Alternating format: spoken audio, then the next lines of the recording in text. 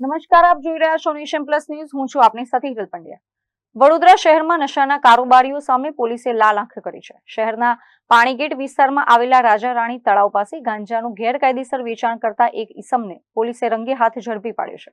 વડોદરાના પાણીગેટ પોલીસ મથકના સ્ટાફને ચોક્કસ બાતમી મળી હતી કે રાજા રાણી તળાવ પાસે કેટલાક ઈસમો નશાના કાળા કારોબારને અંજામ આપી રહ્યા છે અને ગાંજાનું વેચાણ કરી રહ્યા છે.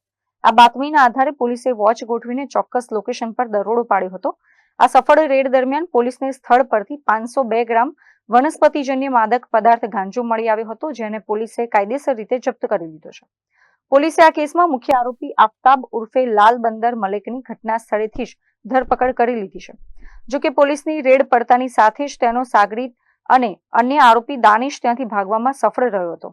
પોલીસે પકડાયેલા આરોપી આફતાબ અને ફરાર દાનિશ વિરુદ્ધ નાર્કોટિક્સ એટલે કે NDPS એક્ટ હેઠળ ગંભીર ગુનો નોંધીને જેલના સળિયા પાછળ ધકેલી દીધો છે. કેમેરામેન નવનીત પરમાર સાથે Chirag Patel, nation plus news, Vadodara.